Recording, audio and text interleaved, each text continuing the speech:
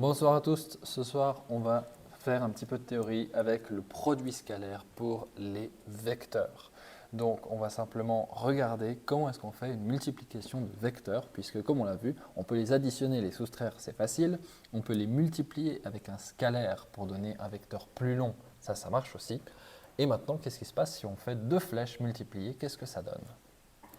Donc, pour faire un produit scalaire, il me faut deux vecteurs, soit libres, soit qui partagent une origine, c'est-à-dire que s'ils sont libres, je peux les glisser l'un vers l'autre pour qu'ils partagent un point.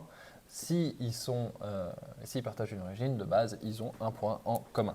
Donc, comme vous avez un dessin ici, et forcément, si ce n'est pas les mêmes vecteurs, ou enfin, du moment qu'ils ne sont pas collinéaires, c'est-à-dire qu'ils ne sont pas parallèles, eh bien, il y aura un angle phi qui va se dessiner entre deux. Ces deux angles, ces deux vecteurs, on va pouvoir les multiplier. La première écriture, qui est le produit scalaire, c'est de dire je vais faire A fois avec un point B. Et comme le nom l'indique, produit scalaire, ça veut dire que je vais avoir une multiplication qui va me donner comme réponse un scalaire. Et on se souvient que dans le chapitre vecteur, un scalaire, c'est simplement un chiffre. Donc, ici, A fois B, ça va donner plein de trucs. Et à la fin, ces deux vecteurs vont me donner naissance à un chiffre et pas un vecteur. C'est ça qui est important. On a deux manières de le calculer. La première manière de le calculer, c'est de dire ce scalaire, ce sera le produit de ces normes, donc les deux normes de mes flèches, donc ça veut dire que ça va être un truc long, fois le cosinus de l'angle entre deux. Puisque évidemment, il faut que ça puisse indiquer si les deux vecteurs ils sont perpendiculaires ou avec un angle très aigu ou avec un angle très obtus. Donc, je me retrouve à avoir un produit scalaire avec une dépendance à un angle. Ça, c'est la première méthode pour le calculer. Il y a une deuxième méthode qui est très pratique, mais qui nécessite d'utiliser des coordonnées cartésiennes. Ces coordonnées cartésiennes, on se rappelle que ça veut dire qu'à la place d'écrire A, on a un vecteur en composante, comme ceci.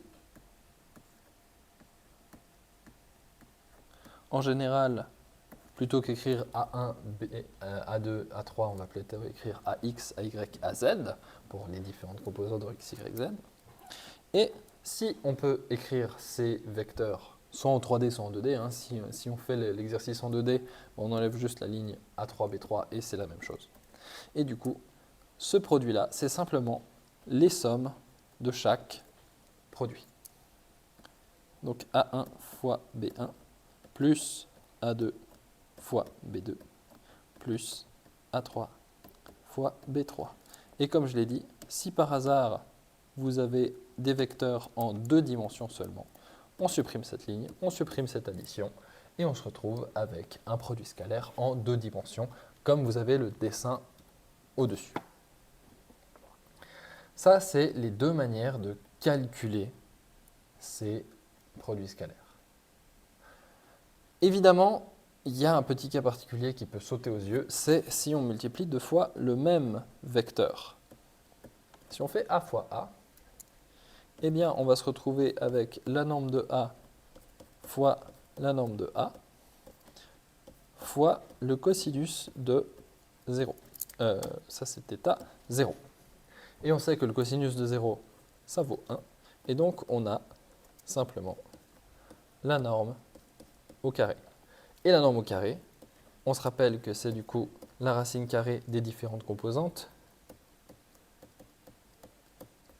sommées, le tout au carré, le carré, la racine s'annule, et on se retrouve bien avec A1 au carré plus A2 au carré plus A3 au carré, qui est la même chose que si j'avais fait A1 fois A2 fois A3 fois A1 fois A2 fois A3.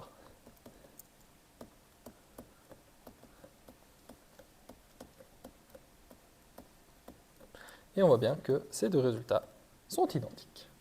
Ce qui montre ce qui est un exemple pour montrer que les deux manières de calculer sont équivalentes.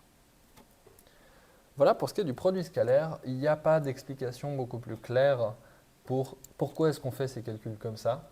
Je vais me contenter d'utiliser ces deux formules et ça ira très bien pour ce qu'on a besoin de faire.